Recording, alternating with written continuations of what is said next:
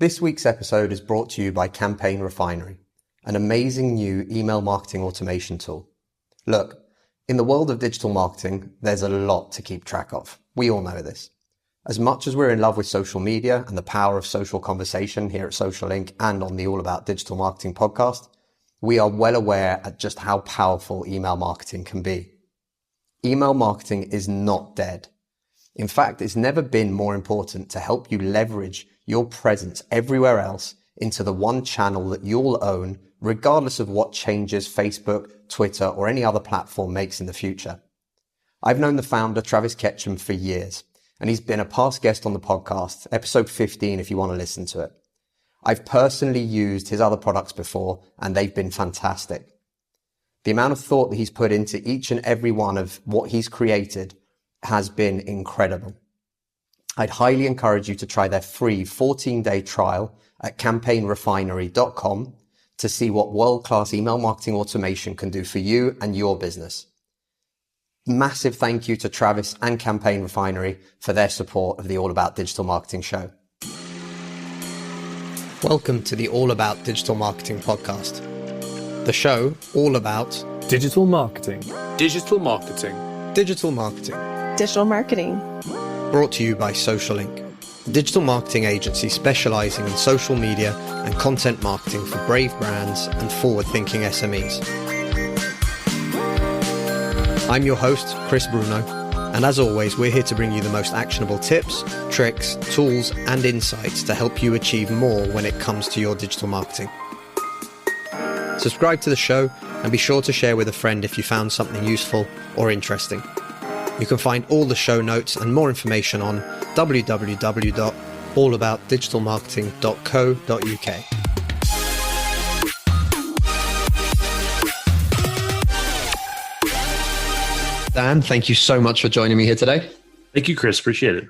So Dan, I'm looking forward to this because I think you're going to teach me a lot. But before we get started, can you give everyone a little bit of insight into who you are, what you currently do, and how you got here?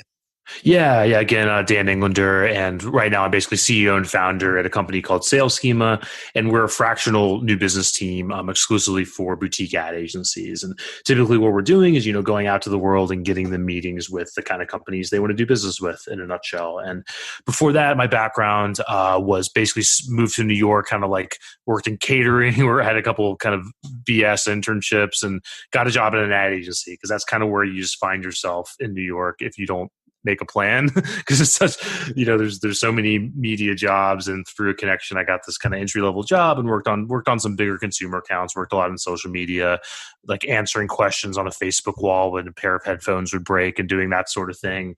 Wanted to move on, kind of fell into essentially a startup role at an animation studio, and we were selling kind of bigger animated video projects to the Fortune 500 and to the big agencies and stuff.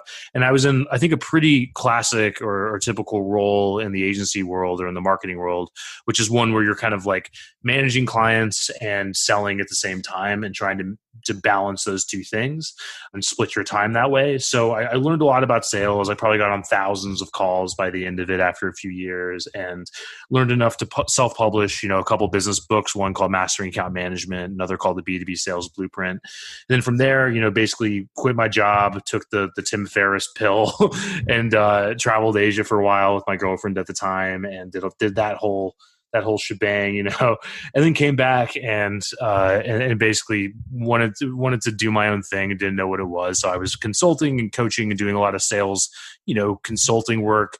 All my clients tended to be ad agencies because that's what my background was. And then pretty soon I realized that, okay, people really do have more money than time in this space. Or even if they don't, they just don't want some other voice telling them what to do and how to do things.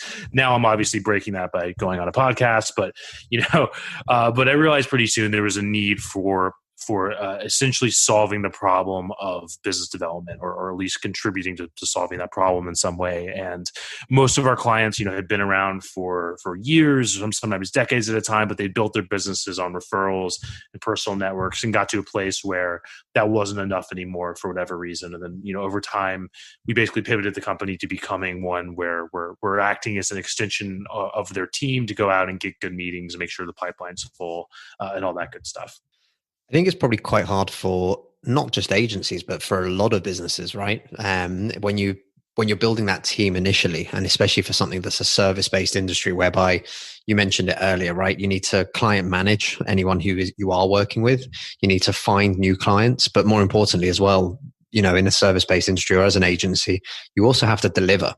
And the delivery does take up a ton of time. And especially when you're a small business at the beginning or when you're sort of building your team, it's quite hard to have, dedicated people that just do sales, dedicated people who just do account management, and dedicated people who just do the actual delivery of whatever it might be, whether it's video animation, social media marketing, engagement or outreach or newsletters, or anything like that. What are some of the key things that people can do to help themselves with that sales process, especially if they're small businesses listening to this podcast right now? Yeah, it's a good question, and I wish that I had just like one thing for everybody to do, right? Because it's going to depend on the markets that you're selling into. I think the one thing to point out, like the foundation of everything, is some level of specialization. In the agency world, this is particularly important, and I think it creates a lot of hand wringing because typically in the early days you're taking whoever you get referred to and whoever kind of like organically comes through your doors. And that makes it really hard to do your own proactive marketing because you don't really know who you're selling to and what problem you're solving. So I think that's the first thing, is figuring out, okay, we are focused on this industry and doing these few things, or we're focused on these, 2 or 3 similar verticals, and we're doing these few things to solve a particular problem for them. But until you've done that, everything's a lot harder. Sales, marketing, or any tactic is going to be a lot harder to wrap your hands around until you can get really focused. So I think that's the foundation of everything. From there, there's a lot you can do. And I think the caveat is that, our focus is B2B and the consumer space is a little bit different. But if you're assuming you're in B2B, we're big believers in outreach and, knocking on the right doors in the right way to get relationships sooner rather than later should be a part of every toolbox that you're using. I think the mistake is obviously trying to do everything, trying to be everywhere and so on. My philosophy is that email is really important because you own that. It's something that has kind of become anti-fragile. We've had lots of platforms come and go. We've had lots of platforms change their policy, change the ways in which you can market and sell. A lot of them become too expensive. I've been on the forefront of this in previous lives where we had a channel that worked and then it got too pricey. But outreach and, being able to contact people proactively and do it in the right way and get into the rhythm of that is something you will always be able to do. So that's something that we use in all of our campaigns and that we really specialize in. So to get tactical, we're typically looking at channels like email, we're looking at LinkedIn, we're looking at phone, we're potentially using direct mail in order to de-risk a conversation. And I think that that's a really good way to think about it, as opposed to trying to nurture somebody. Like, what does that even mean? That's a buzzword, as opposed to trying to close a deal. Like, you're just trying to de-risk a conversation with you, and I'll leave it at that for now. But I could obviously go really far into things you can do there. I think it's good, and I like the fact that you're bringing attention to those buzzwords, and also your honesty in terms of, I wish there was just one thing that I could tell you that would make a huge difference. Unlike what I'd say probably 95% of the dodgy looking coaches that are out there that are offering that, one magic funnel that'll make you millions whilst you sleep, right, which I don't particularly like, as I'm quite vocal about on this podcast pretty often. But what I would ask is, again, we always talk about this and we believe in the same sort of thing. Email is a huge part and plays a huge part. But for many people, it's very, very hard to build or to understand how to build an email list. And I think this is something that, if you wouldn't mind me sort of asking you a little bit about, don't want to specialize or sort of go into the too much detail in terms of this, but what are some of the ways that you help agencies, and that we'd be able to sort of, I'm sure we'd be able to come up with some examples that would help other small businesses as well, but help them to build these mail lists so that they can actually have that user base and that, ownership over that particular communication channel? Yeah, it's a great question, and it's definitely changed over the years. I think that doing good outreach, and this is going to sound like it doesn't make sense, but I'll explain it, is sort of become like the way SEO or search engine optimization is now, where, there used to be a time, whatever, early aughts, mid aughts or something, where, you could kind of hack SEO and you whatever. I'm not an expert, but you would keyword stuff or get bad links or something, and then rank your page. And I'm sure there's people doing that, but it just is less effective and than it used to be, and it's not really a good use of time or energy. And now, what most SEO or content people will say is that you need to get good links, you need to be doing the things you should be doing to provide value and all that good stuff. Outreach is a little bit like that now as well. So if you're doing an email campaign, if everyone's pissed at you and marks you as spam, it's not going to work well for you, and it's going to get shut down pretty quickly. So you almost have to be thinking of it as like, if you're sending the sort of emails or LinkedIn messages or whatever that they want to be getting, that's interesting to them, then it's going to work. So to answer your question, and to tie that back to list building, it's less of this sort of numbers game thing, although, numbers do matter, volume does matter. You have to be reaching a certain volume for anything to happen. It's not as much of just let's just spray and pray and see what happens, So in order to build lists, the way that we've sort of shifted it over the course of time is really towards an account-based approach or an ABM approach, where we're basically now we're basically saying, hey client, do you have an existing list of accounts you want to go after? If so, great. If not, we're going to build you, a buffet of options, and you're going to tell us which ones are good, and the ones that aren't a fit, you're going to tell us why they're not a fit, So, and then from there, we're figuring out titles and names and kind of going down the line from there. And tactically, there's a lot of things you could do for that. There's people that do this all day. There's list builders online. There's LinkedIn. There's databases. That stuff I won't go into unless you'd like to. But I think the most important thing is figuring out who's a good fit for your company and for what you're doing. And we've had clients say, this is the most valuable thing I've ever done in my agency, or this is the most useful thing I've done as an exercise in the last 5 years, is actually having to tediously think about, is this company good for us or not? So that's the most important starting place, is kind of that account-based focus. I think what's really interesting from what you're saying, and it always comes back to the same thing, even for us with our clients, really identifying who it is that you can service, and not just, i.e., is this a good product fit for that particular target audience, but is that target audience a good fit for you as a company as well? And this is something that's very hard to distinguish, I think, in the early days of business. I know I had issues with it back in 2008. Wow, I'm starting to feel old. But when you start looking at these things at the time, you're very happy to just kind of get business in. And I think that's something that changes very rapidly, and you start to realize, actually, I want to work with this kind of person. I want to work with people that are open to new ideas. I want to work with companies that are willing to challenge the usual, do things slightly differently, work with us and trust us and build a relationship based on that, and not just sort of doing things just to make money. And I think from what you're saying as well, for agencies, that's something that's very important, right? That exercise of actually figuring out who it is that you want to work with, as well as who it is that you're a good fit for, and finding that balance to then build that list. Is that correct? Yeah, exactly. And just to build on that a little bit more, we've had interviews on our podcast with marketing leaders in the last few weeks. We had one from Polaris, which is a big outdoors company in the States, publicly traded, another from Nestle. And they basically echoed the same thing that we've been observing when we do outreach and so on, which is that a lot of companies, even not even publicly traded ones, smaller companies, are balancing sometimes dozens of agencies. Polaris, Holly Spaeth over there, who we interviewed, was managing around 50 agencies throughout the company. So they need to be able to figure out, they want to put the agency in a box. And I think that our clients that do better, the agencies that we observe are ones that aren't afraid to say, here's where we play well, and here's where we don't. If you want to put us in a box, here are the things we do really well, and those are the clients that are killing it. But I think that a lot of the times the frame that the agency takes is, it's very self-centered. It's sort of like, we want to do work that we think is really cool. And that's fine. I'm not trying to beat up anybody. If that's what you want to do, that's cool. But if you want to build something that is sustainable, where you can make business predictable, get to a place where you might be able to sell your agency, all that sort of thing, it's going to take a certain amount of repeatability and a certain amount of allowing your clients to decide, okay, these guys are really good at solving this particular problem for people like us. And that's what this whole exercise contributes to, I think. Okay, so let's try and I want to try and move away from asking you questions solely about building lists or how to figure out who those right people are.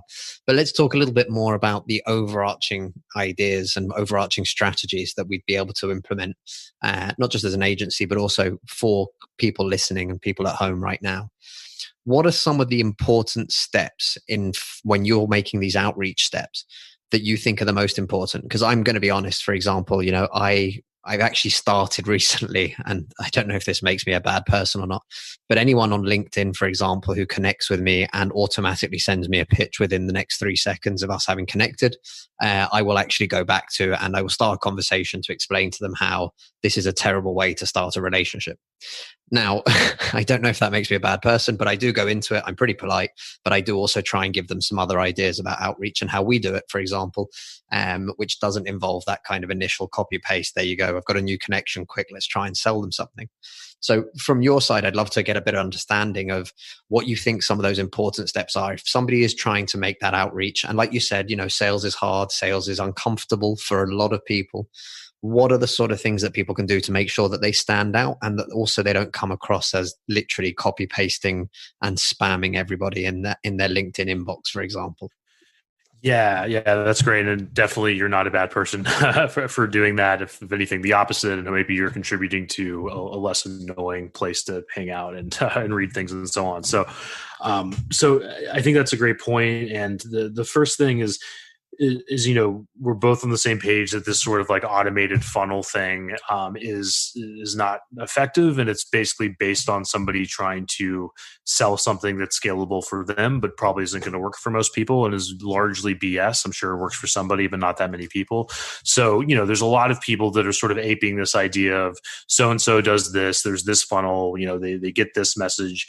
It's all about automation, and then I'm going to play this numbers game and scrape up whatever I can.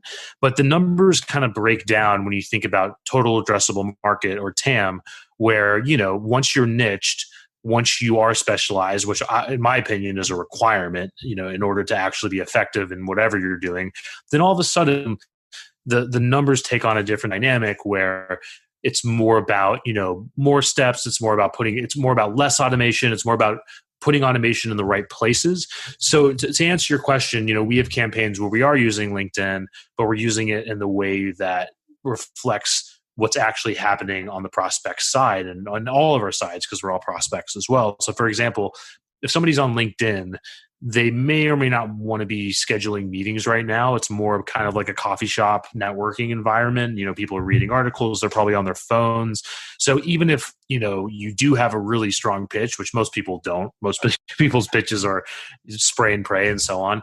It's not always the best place to schedule stuff. There's exceptions. And of course, use on LinkedIn sometimes, but the way we're using it is to just put a face to a name and make a warm connection, and then other places are doing the heavy lifting, and that's purely psychological. Like if you're in your inbox, or just in your inbox, you're doing. So you have your calendar in front of you. You're making decisions, you're planning things. That's really the place for meetings to be scheduled. I think, to get more tactical and hopefully give people something to use, another thing that everyone takes for granted is that there's a lot of communication can be done without words or without the message itself. They're sub-communicated by a short message versus a long one. When people see a wall of text pitch, they're checked out different than a one sentence thing that's saying we should connect sometime, or something that's more. And what's taken for granted is your title, your header, all these other things can be communicating for you. And I'm just speaking about LinkedIn right now. So for example, if we're selling into food and beverage, we've had campaigns in the past where we've put that in the tagline. The other thing is just sort of, not overselling with your titles of the stuff. There's just a lot of outreach that's very focused as opposed to you focused, it's very first person as opposed to second person. And you see this all the time, especially on LinkedIn, where somebody has this emoji jack of all trades header as opposed to we help food and beverage companies, win more clients or whatever it is. So I think specificity is really important. Being clarity, all of these things, and the vibe of most of our successful campaigns is kind of, without saying as much, the vibe is I'm busy, you're busy, but we should probably talk. I think it was literally today or yesterday I received one of these cold outreaches on LinkedIn, sorry. And super simple. The guy, it's a clear copy and paste job. And it's to let me know that, they offer accounting and finance services and they can reduce my costs for finance departments, etc., by 50%. Now, we're a small agency, right? We have 4 core members of the team. We have multiple freelancers and other agencies that we work with and that we team up with. We've worked on projects for multi-million-pound businesses all the way through to, we work with mom and pop startups. And the annoying thing about this is that literally there was no research in that phase. There was nothing about that pitch that made any sense for me because we don't have a finance department. Right. I have an accountant who's phenomenal. We use software to make sure we keep the accountancy fees down to an absolute minimum. And we're not doing the kind of numbers that would require us to have a 5-man accountancy team or finance team within the business. And I think loads of people misunderstand the idea of outreach. They think it is literally, like you said earlier, right? The spray. Just literally machine gunning everything and hoping for the best and hoping that something comes back from it. And what you mentioned there are, a couple of things that I really agree with. What does your header even say about yourself? Connecting with somebody, but not with a barrage of text just to hit them up with a pitch because I think they check out even before they even read it. And I'd love to have your feel for it. From our point of view, we call it putting the social back into social media. And it's something that really frustrates us because people seem to have taken these platforms to be like bullhorns or like billboards. And they've forgotten the fact that actually they were meant to be networking places, right? They were meant to be places where you'd come together, you'd meet people, you'd have a chance to. And let's face it, right? If you're face to face, you would never walk up to someone and say, "Hi, I'm John. I can save you 50% on your finance department. And by helping you to do X, Y, and Z, we should talk because I should do this for you." You'd never do that, right? You'd start by saying, "Hi, I'm John. Who are you?" Or, "Hey, what do you guys do?" Or, "Hi, nice to meet you. Cool. Did you watch the game last week?" People network and talk and build relationships. And ultimately that then breeds business off the back end of it, or at least it has for me over the last 12 years. But how do you help people to understand that kind of difference between actively pitching someone when the time is right and understanding that outreach isn't just about, hammering into people trying to get their money?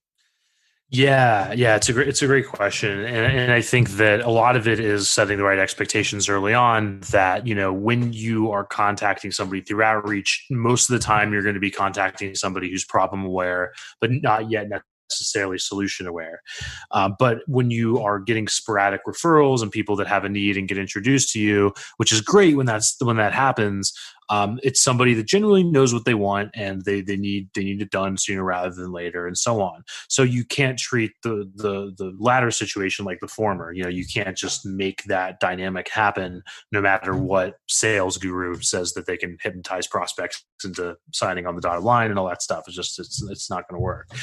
So what that means is and I think that the reason that this isn't talked about as much is that there's a lot of people that want to sell things that are infinitely scalable in the form of this XYZ funnel, and that sort of thing. But what it looks like, to give you a look under the hood of our process, is it's more about a smart person, that understands the realm of marketing services, that can look at each individual situation and then decide how to respond. So that if somebody's saying, check back in a week, they're going in one place. If somebody's saying talk to this person, or even just negative responses can be of a completely different variety. So, for example, somebody saying like, "No thanks, don't contact me again," is different than somebody saying, "Hey, we've tried this in the past. It really didn't work for us. Blah, blah, blah, blah, blah." 3 paragraphs of like pain and description. That's a different type of situation. And that person needs to be filed differently and followed up with and nurtured differently. So unfortunately, a lot of the stuff is not automatable. And when you try to automate it, you actually get diminishing returns. So I might have lost your question, but that's kind of how we're thinking about it. No, it's good. I like it. And I do agree with you as well, right? Learning how to not take things personally in sales is quite a challenge for a lot of people, but also understanding what the difference is of each different type of no, right? And this is something that I think most people are bad at. I'm going to be honest. I just have to put it out there. But, every time I get a message that sort of pitches me within the first 6 seconds of having connected with someone, I'm completely uninterested, because if that's the kind of scattergun approach that they take anyway, I probably wouldn't choose them as a service provider that we would work with in the first place. Right. And what that often looks like for our campaigns lately is actually injecting more time and more steps into the process and asking people if they want more info. And, that's going to get you a way higher rate of positivity and interest than anything else, as opposed to trying to get a meeting right away. So that's just one example. There's exceptions, but there's lots of ways you can do that. Absolutely. And I still think as well, there's a lot to, again, we call it putting the social back into social media. But, if you're finding a prospect that's literally just posted on their LinkedIn profile that they're in desperate need for someone to help them with a website, for example, reaching out to them and telling them why you're a great solution, I understand. But if it's a cold contact that you have nothing in common with other than maybe a few shared connections, because let's face it, we all have some form of connection to each other somehow across the globe nowadays, especially once you start to build up a half decent network. Actually doing that and then going straight for the jugular, I find really quite frustrating, even, to be honest with you. And like I said, recently I've got my business partner thinks that I should start publishing some of these, obviously completely anonymous. But in terms of the responses that I've given, which are always hugely constructive in the sense of, hey, instead of hitting me up and pitching me like this, do you ever think of, giving me a little bit of a break between us connecting, or showing me a little bit about who you are, or talking a little bit about what the problems might be in my industry, as opposed to just hammering into me and trying to sell me something. But the conversations usually invariably end up almost with the person taking it quite badly, or personally, as in yeah, fine, if you're going to waste my time, I'll go. And I find that really interesting, because vice versa, they have zero issues carpet bombing anybody on LinkedIn and just kind of throwing those messages out there and not taking into consideration what that other person might be doing at that time, or how much time they have to take out their day to respond to messages or to do anything else. So I find that kind of approach really quite infuriating. And I don't think it's something that helps necessarily in terms of building a good reputation and actually building prospects or people that are potentially prospects into leads or anything else, because I think it just really puts people off. Right, exactly. And I think a lot of that is a product of people narrow framing, what sales is, and the way that I think about it. And I think, an old sales mentor, John Logar, put it like this. It's from him, is the idea of, selling, teaching, or learning. So if you can't get an agreement to, an appointment where you're pitching somebody, then you're at least teaching somebody something that day. If you can't make that happen, then you're at least learning something about your market and where you're focusing. So I think once you do that, then it really opens things up. And then from there, I think a lot of it is to kind of change subjects a little bit, I guess. Like, a lot of it is about figuring out where the automation and where the processes and all that stuff is actually useful and where it's not. So, for example, once you do have an interaction with somebody, that's probably not a place where it's worth automating from there on. So that person's essentially exiting the top of the funnel and going to mid funnel or something in your CRM, and that's where you have somebody, even if they, unless they told you to screw off, you have a situation where you then can invest more time. Because I think an important point is that when you're working in sales, or if you have your sales hat on, the only thing you can control is your time. You can't make people talk to you. You can't make doors open. You can't make people sign up, regardless of how much whatever NLP you're studying or something. So that's a couple points that I think are going to be useful. You mentioned NLP, and it always kind of makes me think that, it's the old Jedi's, the Force be with you. And I think it's insane to still see that there are people out there that, they still believe every no is an opportunity to turn into a yes. Right. And they don't get the fact that you're not going to be the right fit for everybody. And actually, that's absolutely fine. Like you mentioned there, right? The only thing we really have control over is our time. And it's the only thing that is a completely limited resource. And, using it wisely and trying to figure out what that wise use of it is So for example, some people might tell me that me responding to these terrible pictures on LinkedIn isn't a particularly good use of my time, but I'm not going to lie, I kind of enjoy it to a certain extent. But more importantly, I'm hoping that it does actually change certain people's approaches on how they actually do things, because I'm sure that when they look at their numbers and they go, right, yeah, I sent out, 1,000 copy pasted messages and the results are I'm having 2 phone calls.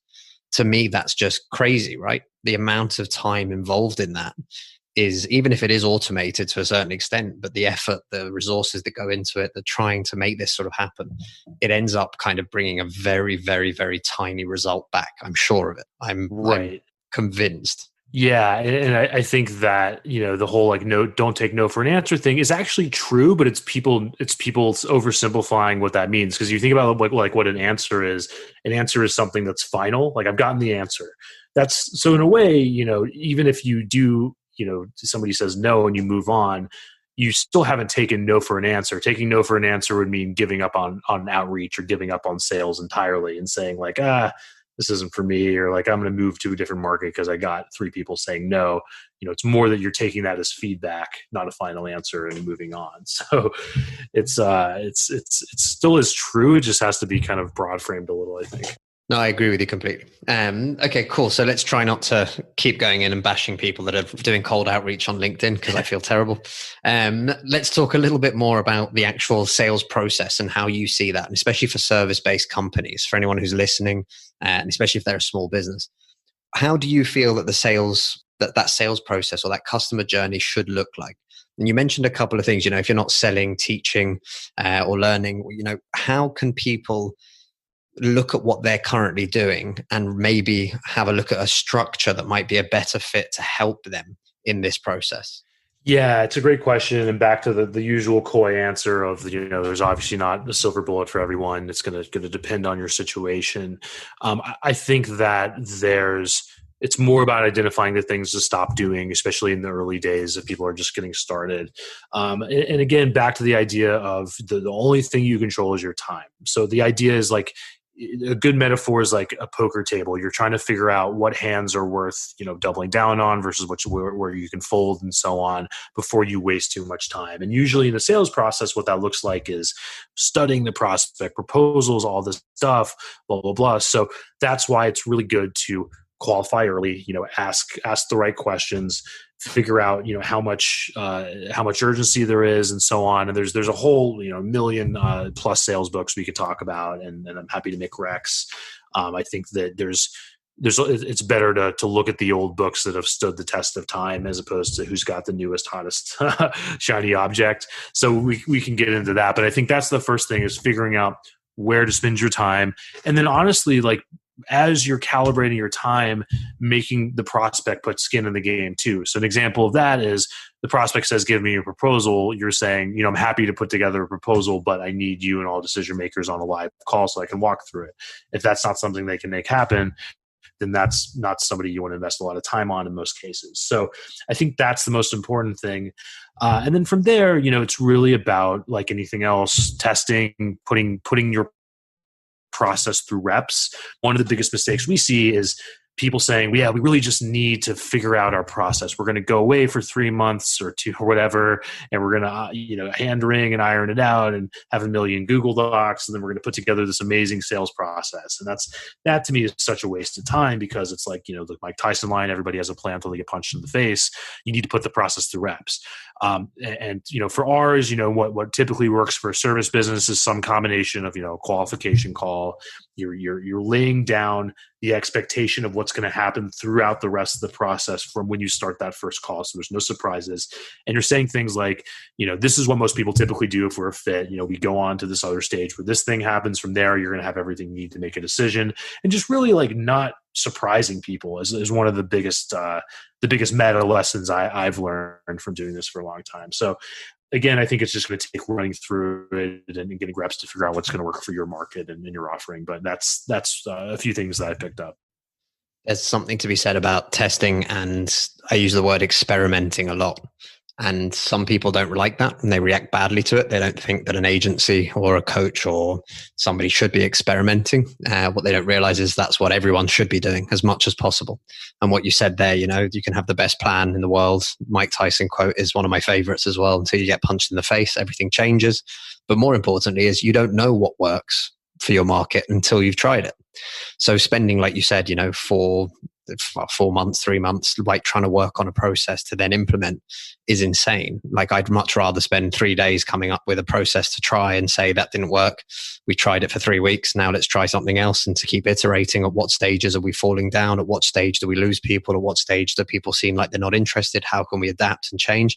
And we do that for everything, right? Whether it's social media content, whether it's outreach, whether it's lead magnets, things that we're giving away, free content, anything, literally anything. We test everything, and we're testing all the time. We just keep trying new things. And in fact, one of the things that we tried, which was July last year in 2019, was we said, right, okay, let's start a podcast in 30 days and see what happens. We're here now and we're recording this. It's early September.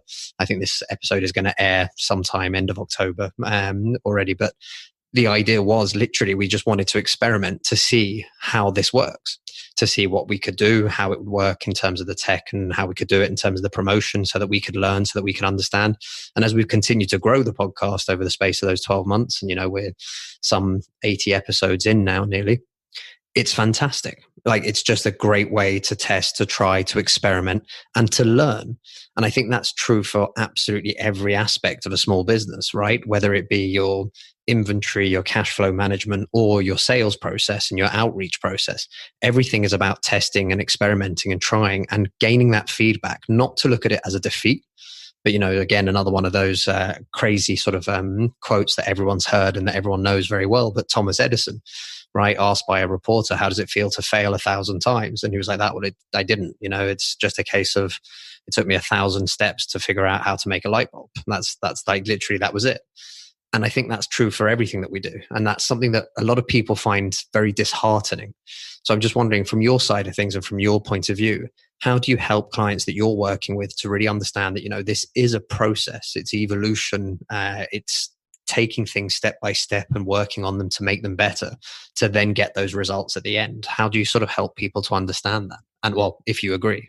Yeah, well, I absolutely agree for sure. And I think the most important thing is to be looking at the right numbers over the right amount of time, and remind yourself that it's really no different than if you have a marketing dashboard or whatever, regardless of your discipline, whether it's like paid media, social, etc.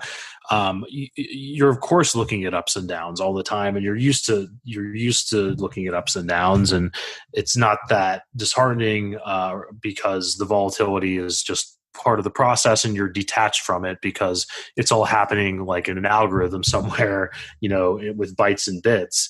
But with sales, the dynamic is really exactly the same. The numbers are different, but it's the same thing. But the difference is it's all humans talking to each other, and we're, very primal animals and have all these evolutionary impulses and emotions and all that messy stuff. So I think the most important thing is to have the numbers, know that there's going to be ups and downs, and then actually not just know it, but be able to monitor it in a way that's not overcomplicated, so that that, okay, we've gone up here, we're probably going to go down at some point. We're going to have a regression to the mean or ascension to the mean, and so on. So that's the most important thing. And then regardless of that, I think the other expectations that we set with new clients that are going outside of their personal orbits for new business, which everyone's going to have to do if they want their business to survive. Maybe not everyone, but 99% of businesses out there, is letting them know, it's a little bit like jumping into cold water. You're going to actually have to figure out your value prop and get it distilled in a way that you might not have had to do before. And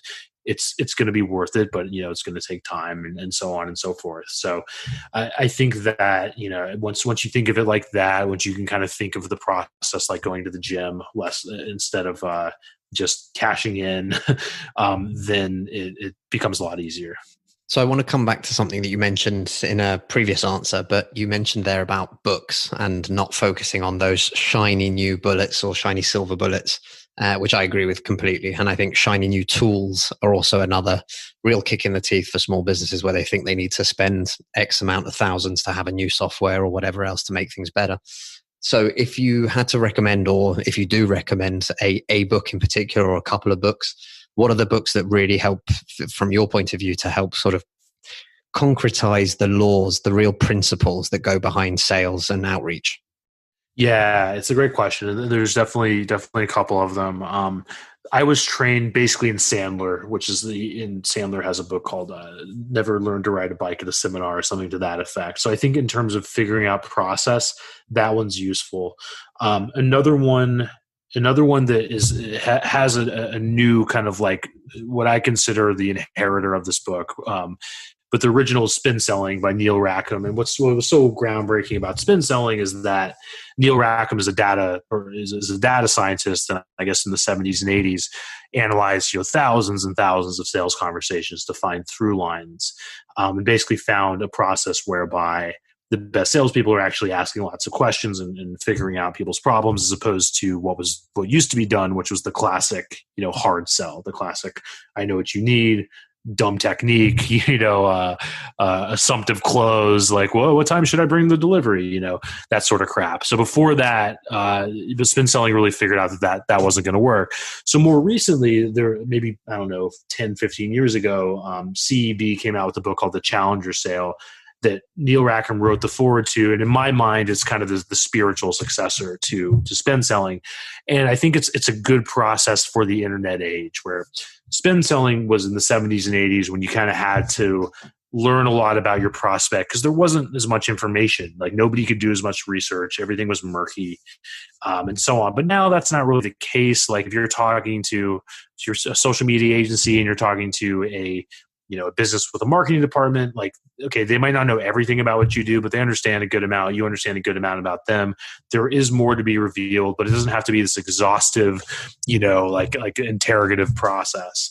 So Challenger Sale it kind of picks up, where spin selling left off for the new era where there's internet, and it's more about teaching, tailoring, and taking control. So I felt like that slotted in really well to what I was working on at the time, and has helped us a lot. I think another one, as a sidebar, because it's not a sales book, but I think for marketing, for copywriting, it's my favorite by far, and that's Breakthrough Advertising by Gene Schwartz. Again, kind of test of time book. This is one that if you want to buy it online, it's multiple hundreds of dollars. It's out of print. You can find PDF copies floating around. So sorry to make it hard, but it's really great. It just talks about all sorts of useful stuff from a really structural level about why copy works, about the sophistication of markets, and all sorts of things. So those are probably some good starting places for people. Love it. We're going to add those to the show notes, except for maybe the hard to find PDF copy, unless I find one. That's awesome. Before I wrap up and stuff, what's your favorite channel right now in terms of digital, for outreach, for building businesses, for helping you even to find your clients? Yeah, I mean, at the risk of being a broken record and kind of smoking your own crack here, it's definitely podcasting. I think that I would be having conversations like this anyway if I'm doing the right thing. So it's really just kind of putting a structure to them and recording them. And I think that audio is intimate. I think that it's relatively easy to produce. I think that each one of these becomes, as an SEO benefit, it has a blogging benefit. So to me, like the podcast has just been huge.